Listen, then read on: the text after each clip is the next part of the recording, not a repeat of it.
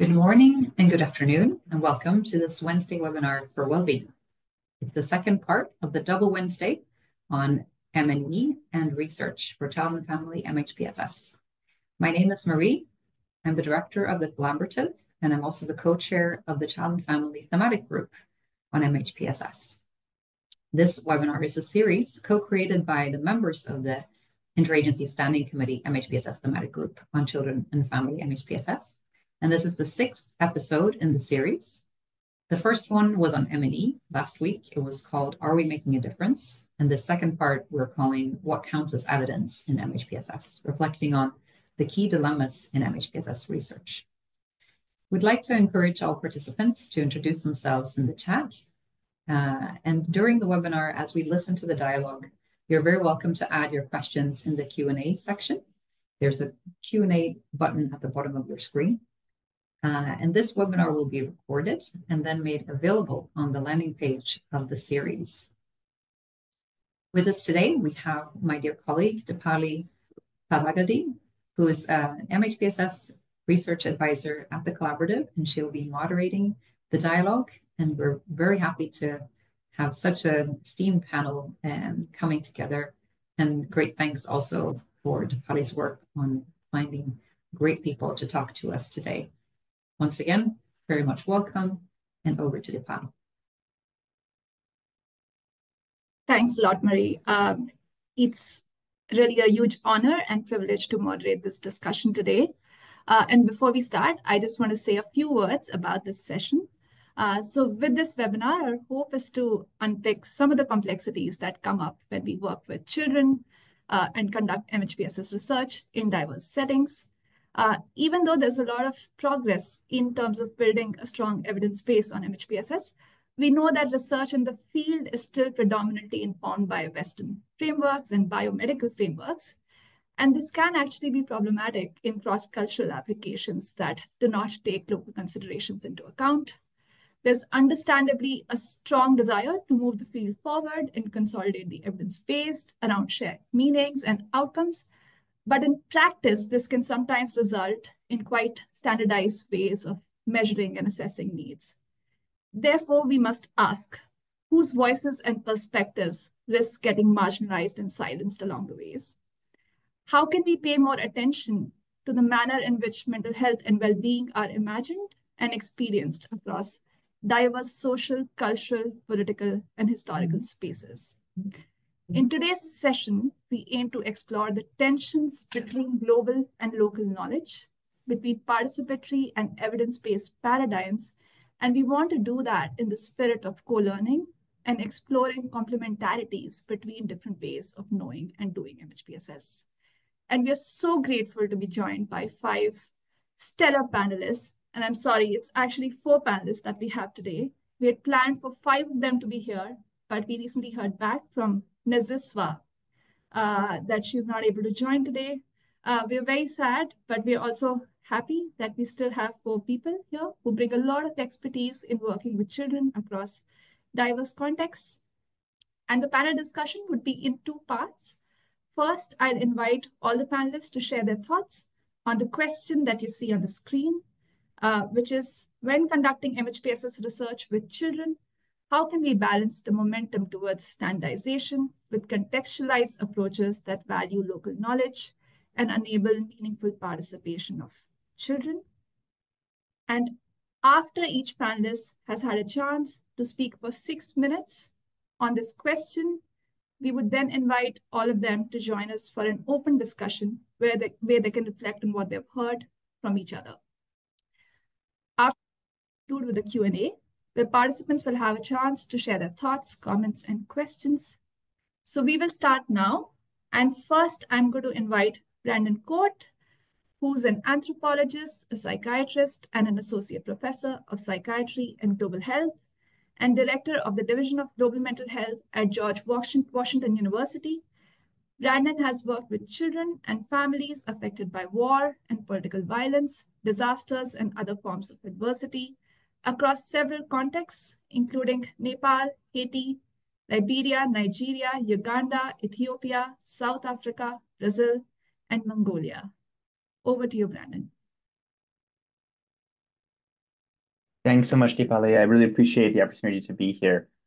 So to set the stage, I just wanted to take my time to talk a little bit about definitions, briefly about some of the benefits of trying to use a common measurement approach, challenges to that, lots of challenges, and then a possible pathway forward.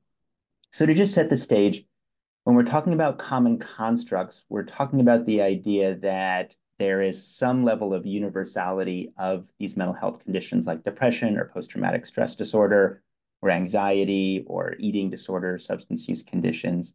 But for actually, since the field has been established more than 150 years now, there's also been an argument for more of a relativistic approach and the idea that these constructs don't simply map one-to-one across all cultures.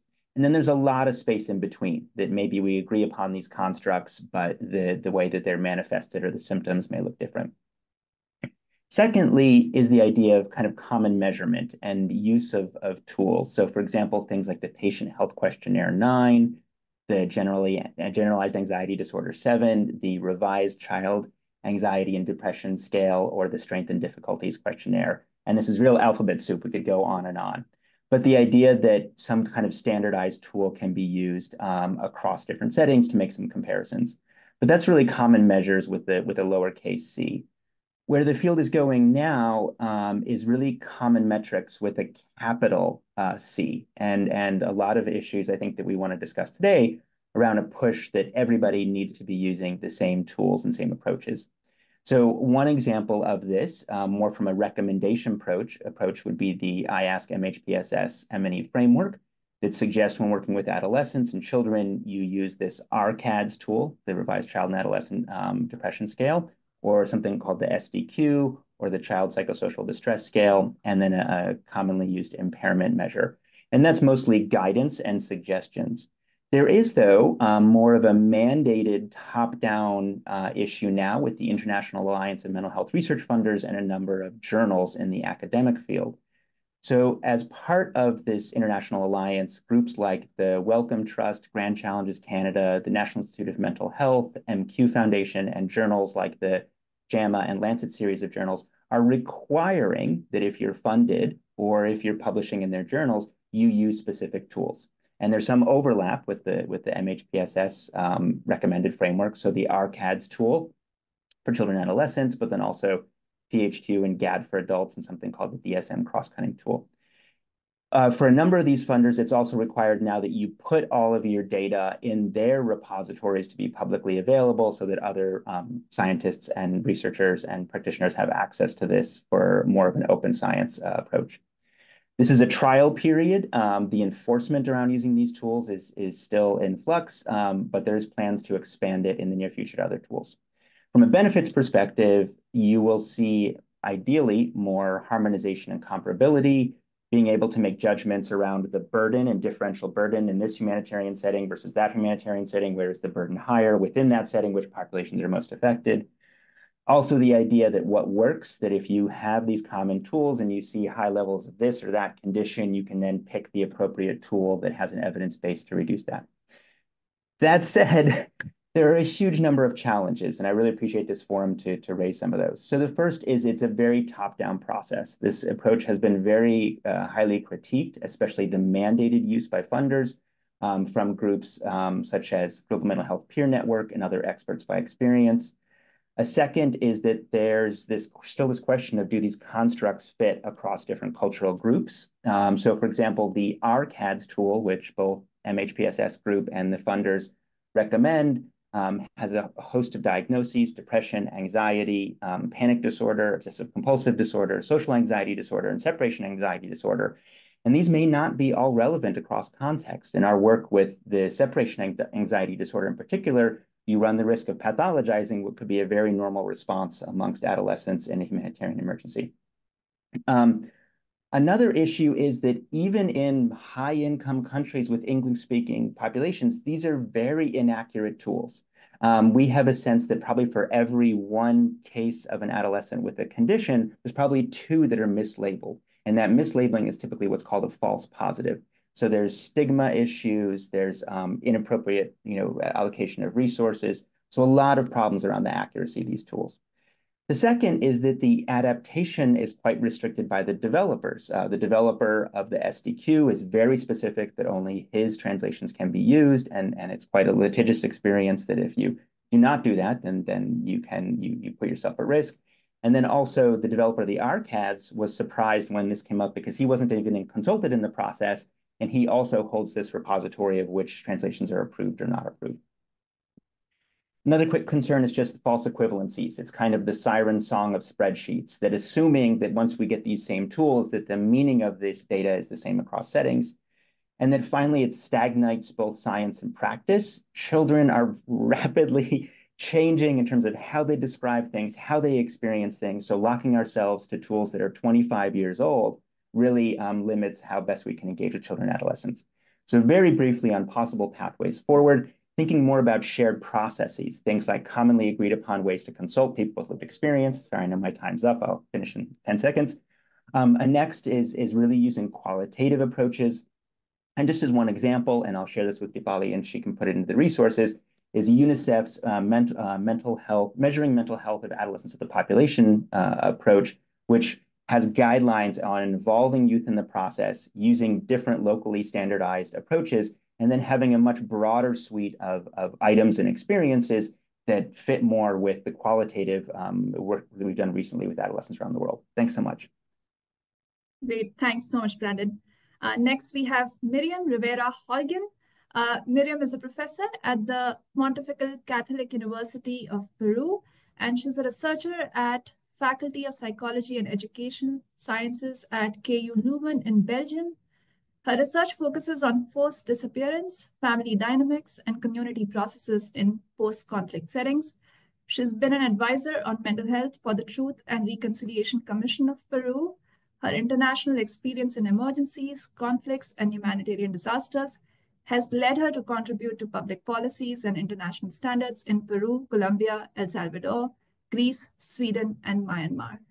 Over to you, Miryam. Thank you very much for having me in this very interesting panel. Thinking about balancing research, I would like to move into raising interest about participation. So how we move from thinking about just our tools and the constructs that we are using to do research, but trying to localize that in the context where we are doing research, to whom we are addressing. So here I would like to raise the importance of doing research and trying to think about why are we doing research, to whom we are building the knowledge we want to focalize. So how do we raise meaningful questions for the population we are working with? And by raising meaningful questions, I'm thinking about how do people experience suffering? How do people experience mental health needs? And what is happening after research? So besides considering the way we are raising meaningful questions, I was also thinking about how do we grasp those questions and the methodologies we use to address those questions. So then I came to this participation, the importance of participation. And many times as researchers, many researchers are just thinking about participation for the moment when the data is being collected. So here I would like to start reflection regarding participation starts since the very beginning. What are we thinking about research? How do we engage participants? And how do we think about participants? So if thinking about children, are children standing alone? Do they belong to a family? Do they belong to a community? How do we contact them? How do we keep them engaged in the whole process of research? What happens during the process of doing research? So we are using whatever tool or construct we are using. What happens along the moment of the research? When do children come? What happens when they are waiting for the moment to to engage in the precise data collection? Do we have additional activities for them to understand what is going on? Are we addressing them in our offices, in universities? Are we addressing them in the local place where they normally socialize? What are the things that are happening at the same time? Are we able to really collect data of the context also? And then I was thinking about this participation also in understanding the data we are collecting, giving meaning to that data, and the dissemination process of that data. Are we popularizing our findings so those findings are relevant knowledge for the communities or the families where we are doing research? Are we engaging in the research process not only local researchers that are building knowledge in the context, or are we also trying to engage local organizations that maybe during or afterwards the process of research will be involved in providing services that will be meaningful for the population that we are working with? So those are the kind of ideas that I would like to raise when we think about balancing. And last issue that I would like to reflect on is also the mental health, or how do we take care of our participants, so the children, their families, their communities, but also how do we take care of the researchers, the persons that are engaged in the whole process of research.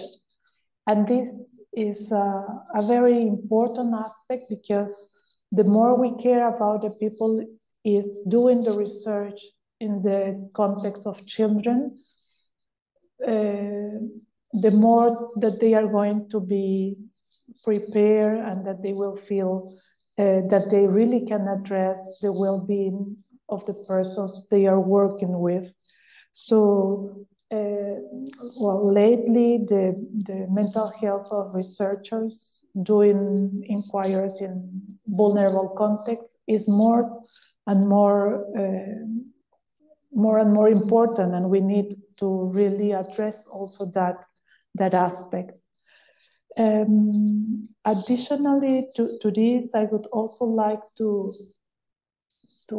highlight, well, I said it before, but also I would like to stress this aspect of doing research with local researchers, not only to engage the local language, but also to engage the local understandings, and also how these local researchers, co-researchers, or co-facilitators can help us in the process of what happens afterwards, the research. When the research is done, what is going to happen after with the population we are doing research? Many times expectations may come to the table, and we need to address those expectations from the very beginning, because normally researchers are very clear in the informed consent and all the formal information, but this kind of information we think is clear because for us it's clear and everything is written, but when we work with children, families, or communities, this clarity, this academic clarity, or these formalities are clear for us, but not necessarily for the population we are working with. So I will stop here and we continue in another round. Thank you. Great. Thanks so much, Miryam. After this, we have Mike Wessells. Mike is a professor emeritus at Columbia University, and he's a psychosocial and child protection practitioner who's worked for decades in humanitarian and development settings in countries throughout Africa, Asia, and Latin America. He served as the former co-chair of the IASC Task Force on Mental Health and Psychosocial Support in Emergency Settings, and has been the former psychosocial focal point for SPHERE and INEE minimum standards. Mike's work has focused on the holistic impacts of war and political violence on children, and both his practice and research have emphasized the central role of power and agency of children in well-being. Over to you, Mike. Thanks, Dipali. It's a real honor to be with you today. I wanted to, in a spirit of dialogue, just raise a few critical reflections and questions.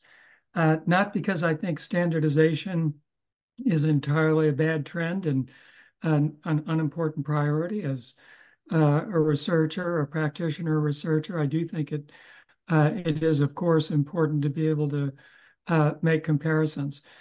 But I would hazard that in the current environment, there's excessive emphasis placed on evidence-based approaches that derive from the global north. And there's a paucity of deep listening to and learning from local affected people. And this does a couple of things. Number one, it puts the power entirely in the hands of outsiders.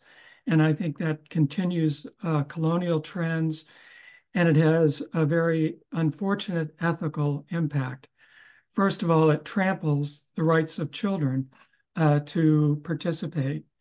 If we can't hear the voices and lived experiences of children, we basically marginalize them, continue their invisibility, and our research has the unintended negative consequence of detracting from their well-being. In addition, when children can participate and have voices, they can recognize their own culture, their own identity. Outsider approaches tend to push these to the margins, and that is a form of discrimination. And again, I think it's unintended, but I think we should name it and try to address it. And then third, agency, having the ability to choose, having a sense of self-efficacy, being able to make a difference in one's own environment. This is something that is at the core of mental health and well-being. And we should not be denying that to children and to the local people whom, at the end of the day, we're there to serve. So I'm really calling for a different approach that starts not only with qualitative approaches, but with ones that really, like ethnography, maybe put more of the power in the hands of local people. And then I think on the question of can these more local approaches that build on the resources and understandings that are already there be somehow combined with outsider approaches, which also have their merits. Is it possible? Well, in my own early experience, I was honored to work via Child Fund with a very talented Angolan team during its long war. And we were working on the reintegration of children who were formerly associated with armed forces and armed groups. And the program had its roots in trauma and healing PTSD. And that was an important issue. But what the all Angolan team learned in the process was that some of the young people couldn't reintegrate into their communities because they said things like, well, I can't sleep at night, and the reason I can't sleep is because the spirit of the man I killed comes to me and asks, why did you do this to me? And the belief of the people was that that bad spirit could attack people in the village and could cause famine and all kinds of problems. So the stigma alone would have prevented reintegration. And what Carlinda Montero and her team did was they didn't throw the Western ideas out the window.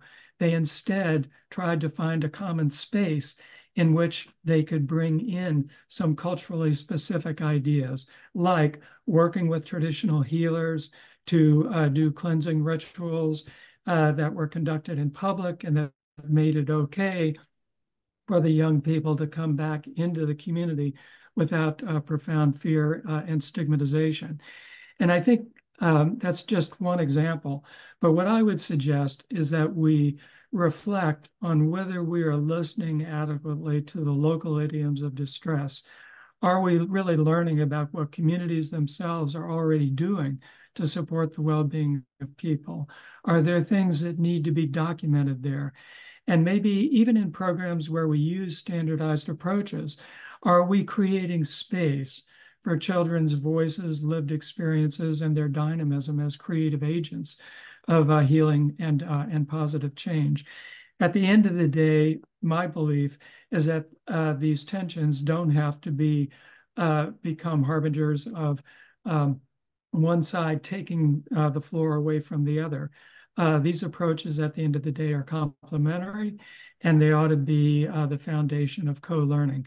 But it requires that we change our approach towards away from being the expert towards a more humble approach of being a co-learner, and be willing to walk with local people, listen to children carefully, and honor some of their approaches along with expert-driven approaches. So I'll end there and look forward to the discussion. Thank you. Thanks a lot, Mike. Our last speaker for the day is Tania Bosqui. Tania is a clinical psychologist and an associate professor at the American University of Beirut, as well as an affiliate at the Trinity Center for Global Health in Trinity College, Dublin. Her research focuses on social and systemic determinants of child and adolescent mental health, focused on children affected by political violence, armed conflict, and displacement. Tania has experience in Northern Ireland, Palestine, and Lebanon. Over to you, Tania. Thank you. Hello, everyone. I really just want to kind of add to what my colleagues have said and frame my thoughts a little bit as a Venn diagram where we have standardization on one side that really allows for these global comparisons and implementation, but on the other side, local nuance and context and culture and language and that relevance. And then what I want to focus on is the middle part, the overlap between those two, the potential for us to use and draw on the advantages of both of those. And there is a big overlap and a lot of potential for more overlap, really depending on the purpose of the research. Methods can look very different. We can draw on a variety of methods, as Brandon said earlier. There are different ways to combine these methods. And I want to give a couple of examples of different ways in my work that I've tried to, and challenges that I've had that I've tried and failed and learned from in trying to find different methods for these different purposes, including the use of validated quantitative measures, as well as qualitative measures, as Brandon mentioned, and participatory approaches, as Miryam also talked about. So the first example is of a validation study of mental health measures with Syrian refugees, and that was really focused on having better measures that we can use for prevalence and needs assessment and as outcome measures. And we compared a variety of different measures that had been used in other contexts, but not in this context or this population, to a structured clinical assessment. And that assessment was done using the mini-KID, which is based on DSM criteria. And with children aged 18 to 17 living in tented settlements.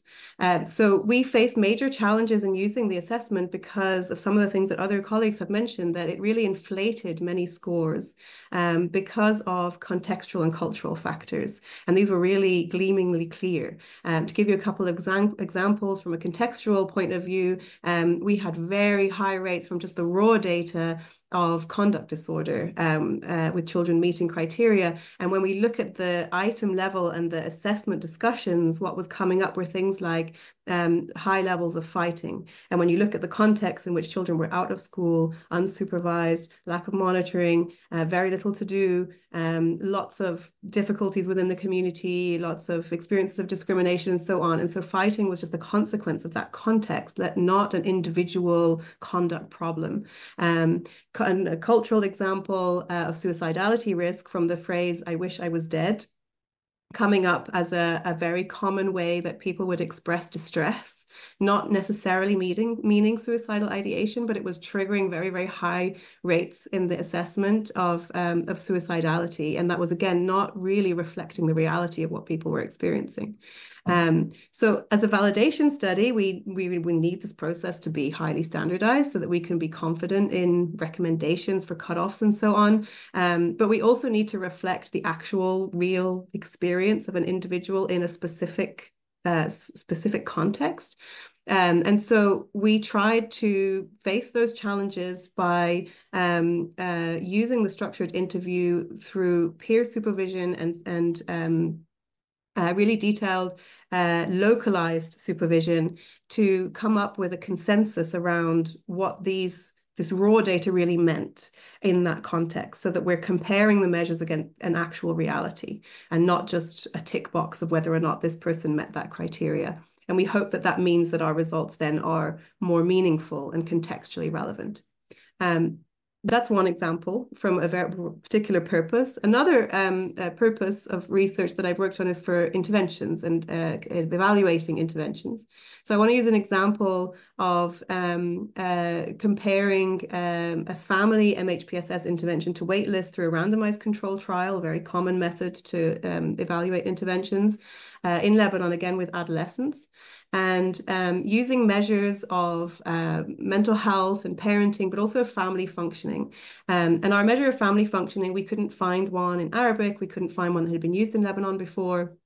And so it required translation. And so we do the usual process of translation, back translation, extensive cognitive interviewing to check for the validity of the measure.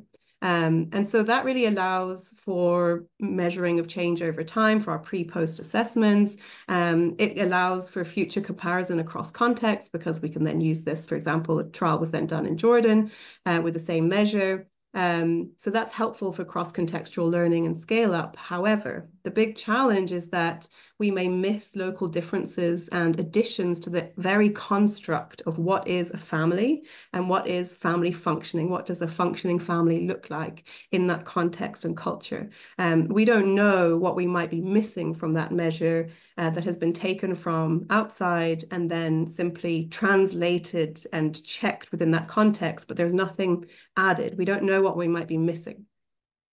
So other than developing a whole new measure, in addition to the pre-existing one and all of the work that goes into that, what we did was try to use qualitative methods to add to our understanding of changes in family functioning. And as a family intervention, that's really key for our study. It's the purpose of the study.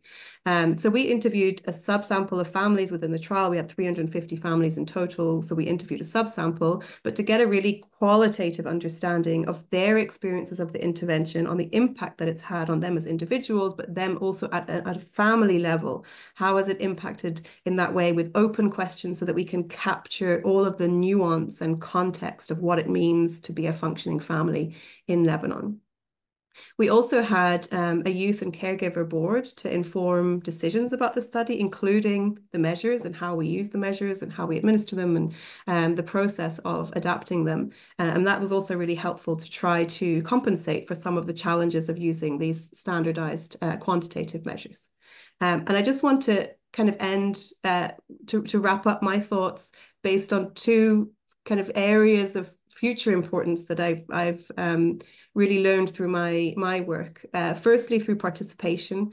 I really feel that meaningful participation that moves away from just consultation to co-design and collaboration is really key, and that happens before a research question is even developed. Then we can ensure that we're focusing on even the right construct to measure in the first place in that context. And then we can inform that with standardized approaches and use what evidence there is to apply to that context.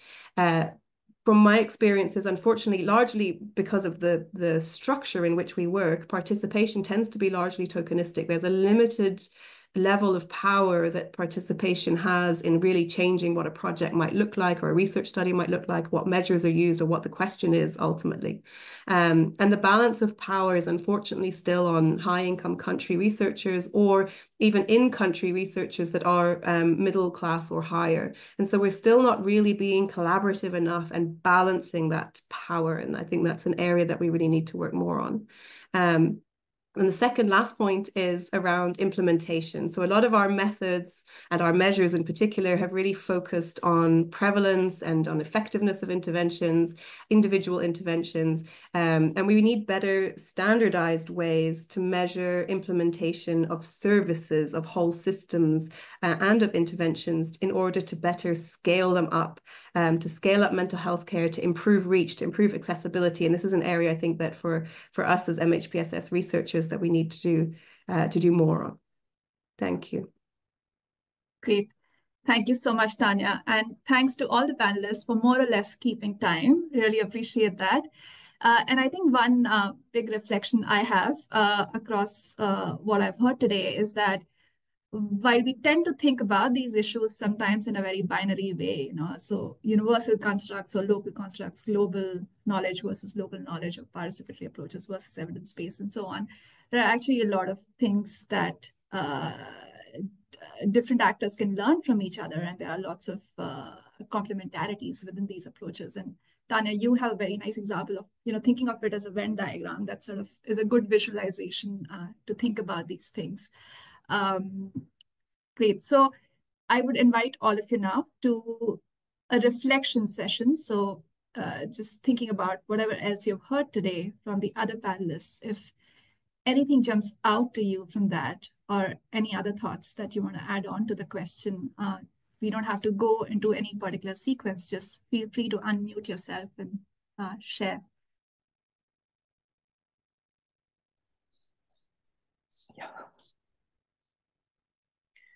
Yeah, it was very nice hearing to Brandon, Mike, and Tania.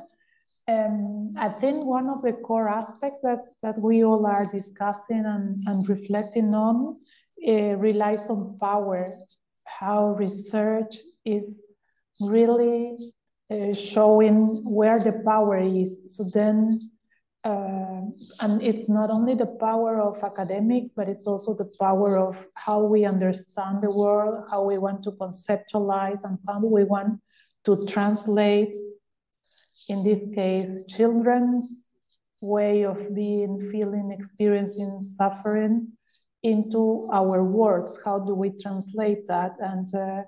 And then that's maybe the key point that we need to start reflecting and trying to make changes, to switch this power balance. And maybe some ideas that I would like to share with you about how we change or how we balance that issue of power and control. It can be for us or for people that are doing research in trying to include in our research project some lines connected to, for instance,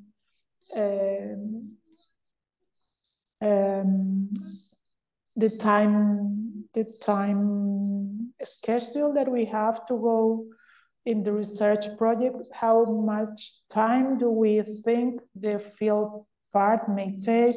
So then we really need to add more time to be there, to understand how things are, to spend more time with local realities, with local researchers, or with the people that is sharing their knowledge in the context we want to do research, by also trying to think that how if we are outsiders, how we see people in the local area and how they see the researchers, and in how people see the researchers also.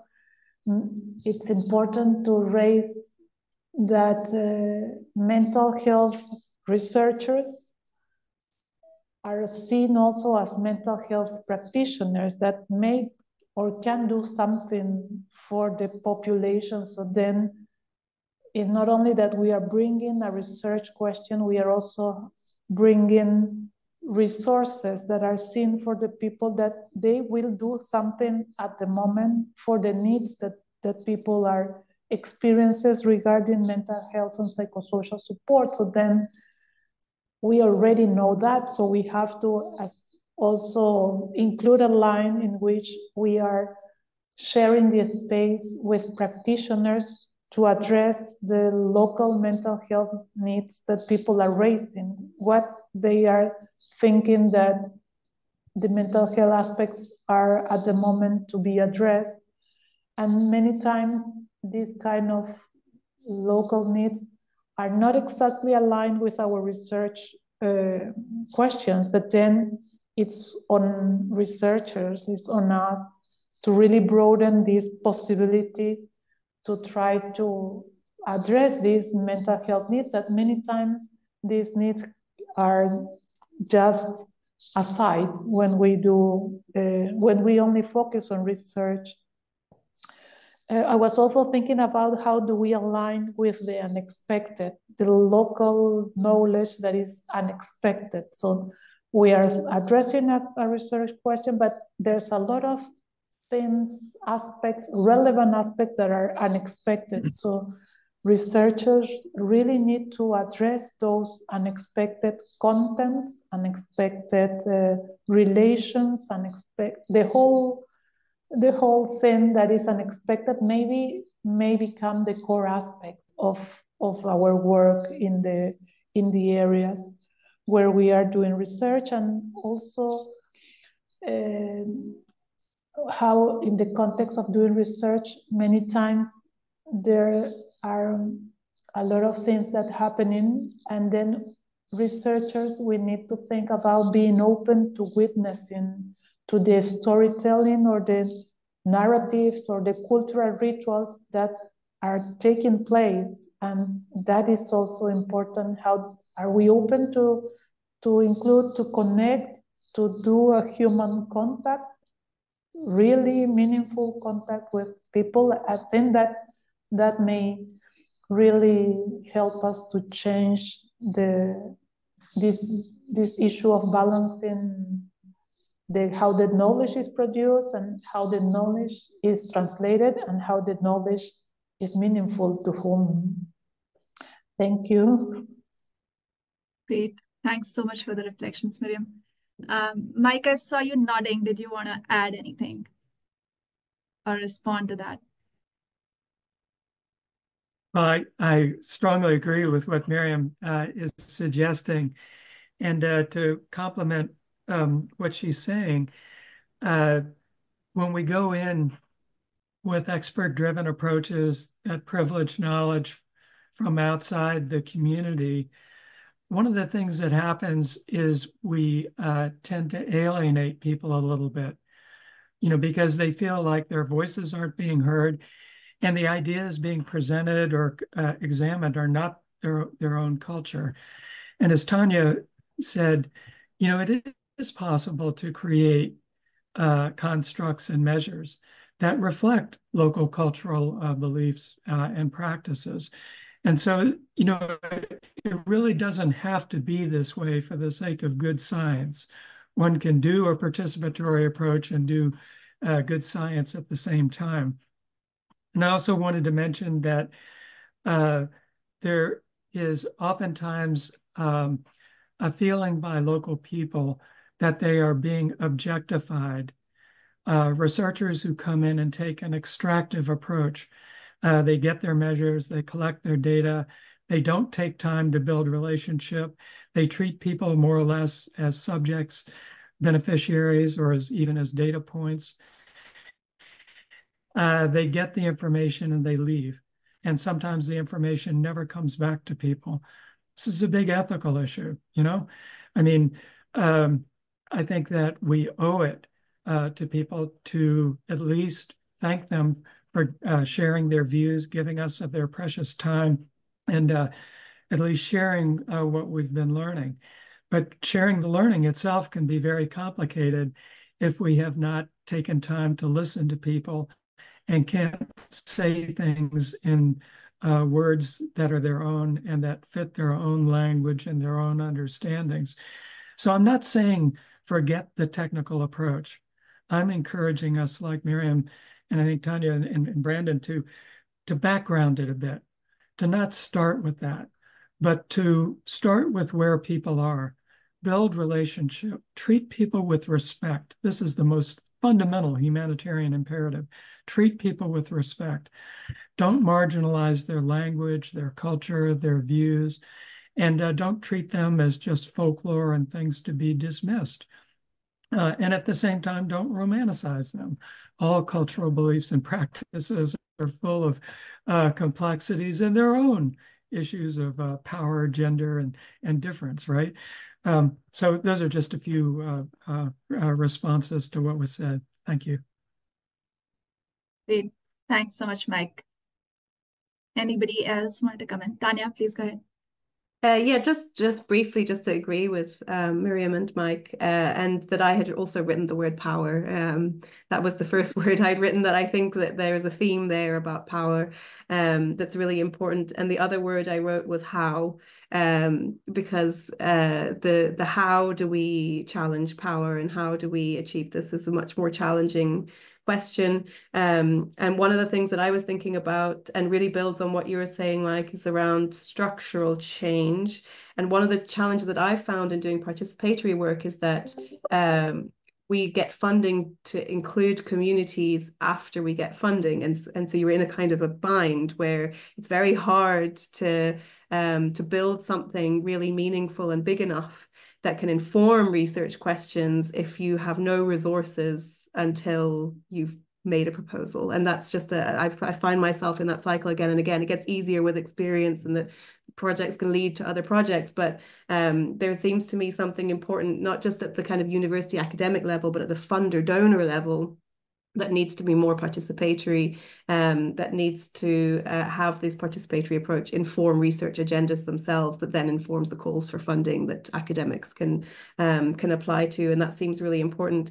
And the other thing that I was thinking about is the speed of change, particularly in humanitarian contexts, and how fast the situation can change, how fast population needs change, and which populations are priority, and all of those things can change so quickly, and that universities are not speedy mechanisms, and ethics and IRB and funding and these things take years often to build. And I've worked on projects where the needs have changed significantly by the time I actually get to have the funding and the resources to do something about it, and we have to change. And that's a real frustration, that the systems around research are not yet set up very well between funders and reality and universities to work at a pace that is reflective of the reality of people's experiences in humanitarian contexts. Great. Thanks, Tania. Brandon, please go ahead.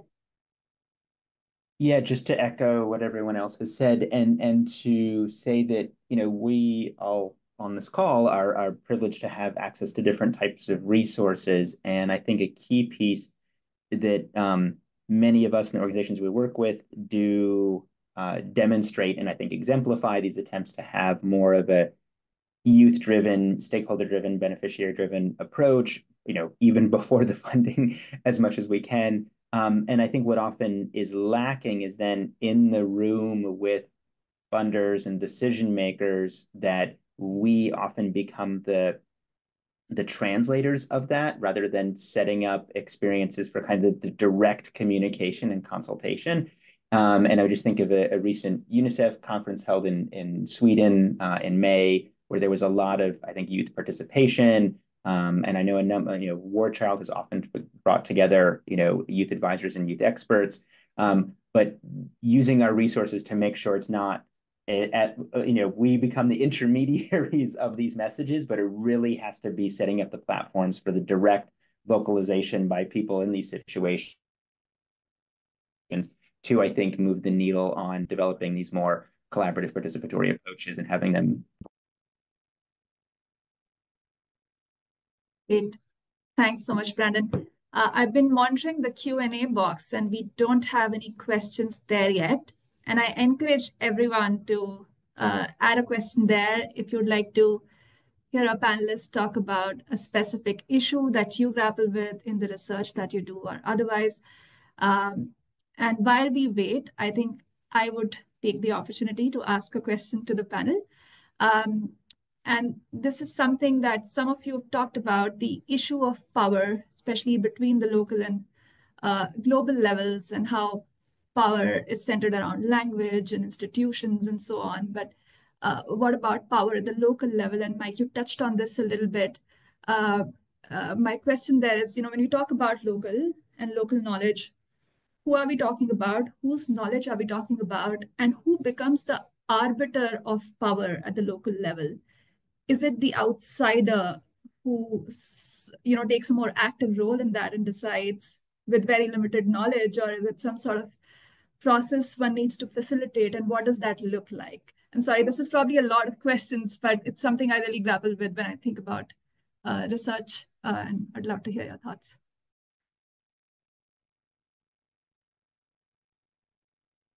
I could maybe just jump in, just the thought as you were asking that about some of the challenges that I've had where there are assumptions around participation because somebody, say, comes from that country, but doesn't necessarily come from the community, the target community of an intervention or of whatever the study might be, and that there can be massive, massive differences in experience within country, particularly because of class and income, education level, but also gender and other, other issues, sect, and that's a big kind of an eye-opener for me when I first started working in this field, that it really isn't enough to just have again, this is kind of a tokenism where it's, okay, the person is from that country, so that's good enough. But that person is not necessarily able to be the intermediary, as you said, Brandon, of the lived experience of another group just because they're from the same country. And that's really something that I've seen to be very important, that it's meaningful, that participation in order to address the power balance really need to include people from the target community, and not in a top-down consultation way, but in a co-design collaborative way, that the team itself is made up of people with those lived experiences in order to make it meaningful. Thanks, Tania. Mike, please go ahead. Yeah, I think the issue that Tania's putting her finger on aptly is seen very vividly in the context of discussions about localization, where sometimes people from a particular country are viewed as local actors, but in fact they may be very high-ranking people who are from a different class. And I think when we look at children, international NGOs, which I've spent a lot of time working with and have great respect for, but under time pressure, sometimes what happens is we go into communities and we want to talk with all children, but the children we get tend to be the children who are better off. They're the ones who are not working in making bricks. They're not, working and hidden away in the diamond mines, or in the domestic work, or in the sex work, industries. And because we don't take time, it becomes very difficult to learn from them, from their voices. And they're oftentimes the children who most need our support. And then there's real tension in wanting to take a culturally grounded approach between wanting to include everyone and to really reach out and to learn from people of different genders, sexual orientations, castes, disability status, and so on. And on the other hand, I've been in communities, I bet you have too, where Indigenous people say that no, it is our custom and our culture to work through our traditional leader. And the traditional leader is usually a male. And then when an outsider like me takes a look at the discussion in the among the local leaders, oftentimes the local leaders are more men than women, and women's voices are relegated to secondary status. And yet we know from experience in many different places that oftentimes women are much more involved in caregiving, attuned to the needs of children, and effective in caring for children. So these are real dilemmas. Whose view of power counts is a really big issue. I don't think it has an easy answer, but one way of approaching it is to invite dialogue about it. And in some of the community-led work in Sierra Leone that I've been involved in, I thought that the paramount chiefs, the ultimate traditional leaders, would want everything to run through them. But sometimes they said things like, well, we don't want everything to run through us because we know that sometimes people just go along with what we say when in fact there's a need for discussion about early marriage or teenage pregnancy or some of these other issues that are affecting our children. And so it is possible through dialogue to begin discussions about local power and whether people in a community want to bring in the children who are from the poorest of the poor families, bring in women's voices and the voices of people who are not marginalized. It doesn't mean that it's going to be an easy road to walk, but some of these methodologies are out there.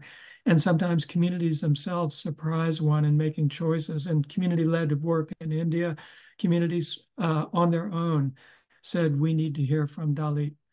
And this, for me, was really courageous and quite surprising.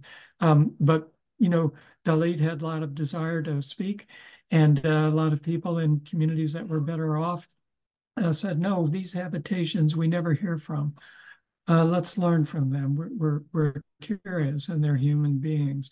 And it's not like everything is all rosy, but it's a small beginning. And the same with women's voices. In India, sometimes collaboration with Ram Sabhas begin with male power being profoundly dominant, but over time, women's voices becoming much more prominent, and in some cases, listening to children, and that being seen as being quite helpful for the community. So thank you. Thanks a lot, Mike. That was great. We have 2 questions in the Q&A, so I want to take an opportunity to ask you those. So the first one is from Anna, and she asks, how do new technologies in social media impact on the way that we do research? Taking into account also that minors are big users of these technologies, and there's also legal considerations involved.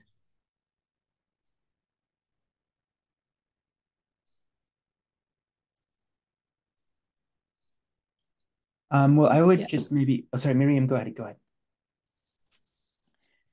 Just briefly, Brandon, and then I give the space for you. Just wanted to continue reflection on the previous question and then a little bit of technology. As for technology, I think that is really a big window that already research is considering, and last years we see more and more research considering technologies, and I think we cannot we have to follow that trend because children, they are really using a lot of technology, and that changes also the way how we see relations, how do we socialize, and how do we also build well-being regarding this context of social media technology and remote relations. But also it is not easy that we just switch into remote and technology automatically, because this kind of way of doing research also brings new ethical concerns. And starting, for instance, regarding who has access to technology, can we do research, remote research, just because now everything since COVID turned into Zoom, and then we just switch to remote because that's an easy and cheap way to get to places? I think it's no. The answer is no. It's a lot of concerns to consider on remote research, especially when talking about vulnerable population and children especially. Not only because of how do we approach people, but also who have access to technology in different context is that, well, Tania has brought this many times, social class, income that will make the difference. Persons who have data in families is normally the men that will have data, and women will have prepaid plans or things like that. So the access to internet is not distributed equally. And also regarding issues, who is behind the screen, what can we see, and who is on the other side of the screen, what is the whole situation? Are we maybe contributing to put people in risk? What kind of risk they are experiencing during the research that we cannot see, that we cannot imagine? And well, there's a lot of a big avenue to navigate regarding remote research. And just to finish on the previous question, I would like to add this local context, who is the local, and to raise a couple of ideas. There's not an homogeneous local population. That's very important to understand the diversity within the people, the participants.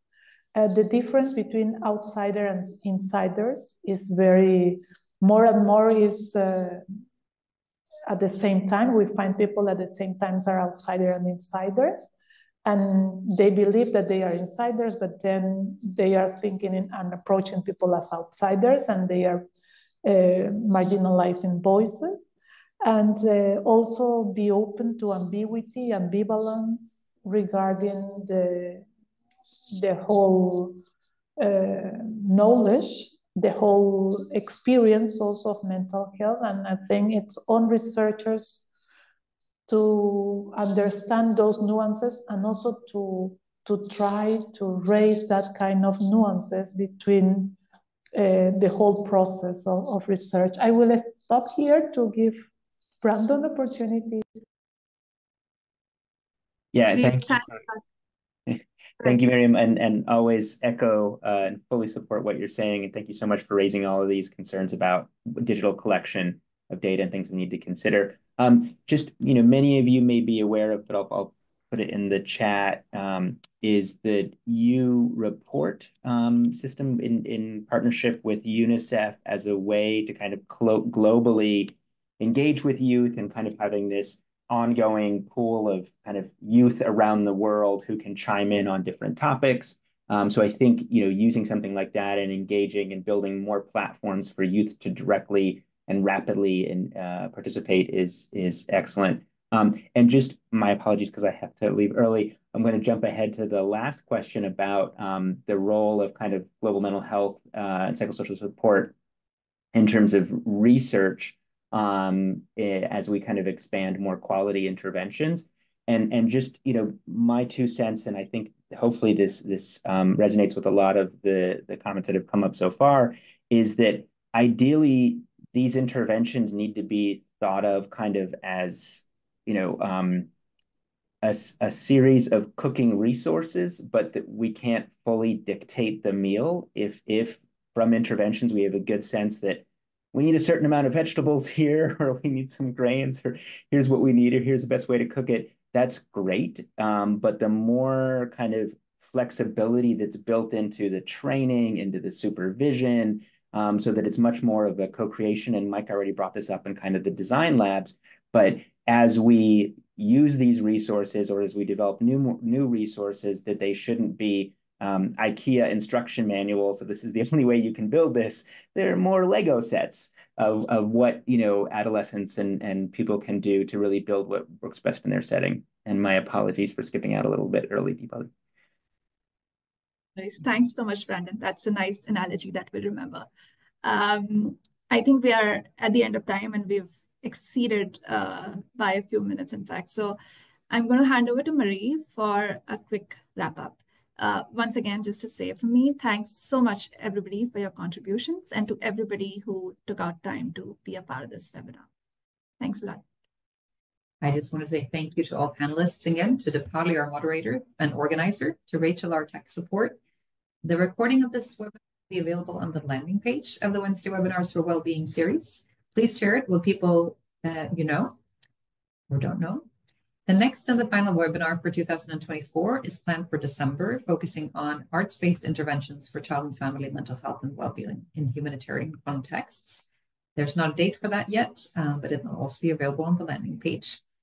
So thanks again to all the contributors, also to the MNE webinar organized last week by UNICEF, my co-chair in the Child and Family Thematic Group, and to today's panelists.